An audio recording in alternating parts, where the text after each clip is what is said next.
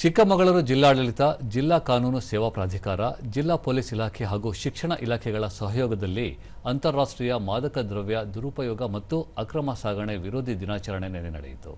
ಕಾರ್ಯಕ್ರಮಕ್ಕೆ ಹಿರಿಯ ಸಿವಿಲ್ ನ್ಯಾಯಾಧೀಶರು ಮತ್ತು ಜಿಲ್ಲಾ ಕಾನೂನು ಸೇವಾ ಪ್ರಾಧಿಕಾರ ಕಾರ್ಯದರ್ಶಿ ಹನುಮಂತಪ್ಪ ಚಾಲನೆ ನೀಡಿದರು.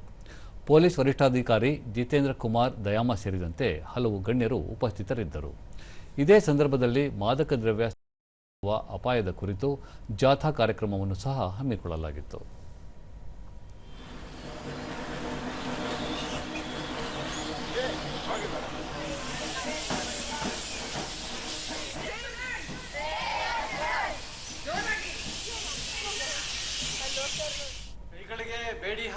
ದೂರದರ್ಶನದೊಂದಿಗೆ ಹಿರಿಯ ಸಿವಿಲ್ ನ್ಯಾಯಾಧೀಶರಾದ ಹನುಮಂತಪ್ಪ, ಯುವಕರು ದೇಶದ ಸಂಪತ್ತಾಗಿದ್ದು ಅವರನ್ನು ಮಾದಕ ವಸ್ತುಗಳ ಕಡೆಗೆ ಆಕರ್ಷಿತರಾಗುವುದನ್ನು ನಿಯಂತ್ರಿಸುವುದು ಅತಿ ಮುಖ್ಯ. ಆಗ ಮಾತ್ರ ದೇಶದ ಭವಿಷ್ಯವನ್ನು ಉಜ್ವಲವಾಗಿಸಲು ಸಾಧ್ಯ ಎಂದು ತಿಳಿಸಿದರು. ಮಕ್ಕಳ ಬಗ್ಗೆ ಯೋಚನೆ ಮಾಡೋದಿಲ್ಲ. ಸೊ ಆ ನಿಟ್ಟಿನಲ್ಲಿ ಅವರು ನಿರ್ವೀರ್ಯರಾಗತಕ್ಕಂತಹ ಒಂದು ಪರಿಸ್ಥಿತಿ ನಿರ್ಮಾಣ ಆಗ್ತದೆ. ಇದರಿಂದ ದೇಶದ ಯುವ ಸಂಪತ್ತು ಹಾಳಾಗ್ತದೆ.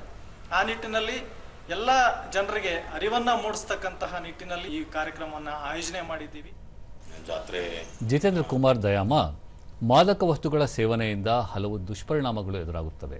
ಯುವಕರು ಮಾದಕ ವಸ್ತುಗಳಿಗೆ ದಾಸರಾಗದೆ ಉತ್ತಮ ಪ್ರಜೆಗಳಾಗುವ ಮೂಲಕ ದೇಶಕ್ಕೆ ಕೊಡುಗೆ ನೀಡಬೇಕೆಂದರು.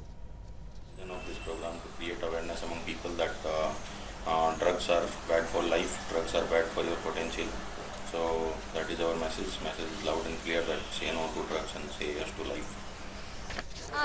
ವಿದ್ಯಾರ್ಥಿನಿ ಲಕ್ಷ್ಮಿ, ಮಾದಕ ದ್ರವ್ಯಗಳ ಬಳಕೆಯಿಂದ ಆರೋಗ್ಯ ಸಮಸ್ಯೆಗಳ ಜೊತೆಗೆ ಜೀವನ ಸಹ ದುಸ್ಥಿತಿಗೆ ತಲುಪುತ್ತದೆ. ಹಾಗಾಗಿ ಮಾದಕ ವಸ್ತುಗಳ ಸೇವನೆಯಿಂದ ದೂರವಿದ್ದರೆ ಉತ್ತಮ ಜೀವನ ನಡೆಸಲು ಅನುಕೂಲವಾಗುತ್ತದೆ ಎಂದು ಹೇಳಿದರು. ಇದರಿಂದ ತುಂಬಾ ಜನರ ಲೈಫ್ ತುಂಬಾ ಹಾಳಾಗ್ತಿದೆ, ಆರೋಗ್ಯ ಹಾಳಾಗ್ತಿದೆ. ಹಾಗೆ ತುಂಬಾ ಜನ ಫ್ಯಾಮಿಲಿಯಲ್ಲಿ ಸಫರ್ ಪಡ್ತಿದ್ದಾರೆ. ಅವರೆಲ್ಲ ತಡೆಗಟ್ಟಬೇಕಂದ್ರೆ ಇದನ್ನ ವಿರುದ್ಧ ಮಾಡಲೇಬೇಕಾಗುತ್ತೆ. ಅವರಿಗೆ ಅದು ವಿದ್ಯಾರ್ಥಿ ಎಲ್ವಿ ಲಿಖಿತ್, ಮಾದಕ ವಸ್ತುಗಳ ವ್ಯಸನವನ್ನು ತ್ಯಜಿಸುವುದರಿಂದ ಉತ್ತಮ ಬದುಕು ಕಟ್ಟಿಕೊಳ್ಳಬಹುದು ಎಂದು ತಿಳಿಸಿದರು.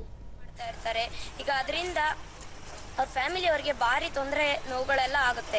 ಹಾಗಾಗಿ ನಾವೆಲ್ಲರೂ ಡ್ರಗ್ಸ್ನ ತಗೊಂತಿರೋರ್ನ ಎಲ್ಲರನ್ನೂ ನಿಲ್ಲಿಸ್ಬೇಕಂತ ನಾನು ಇದೊಂದು ವಿಷಯದ ಮೂಲಕ ಕೋರ್ತಾ ಇದ್ದೀನಿ.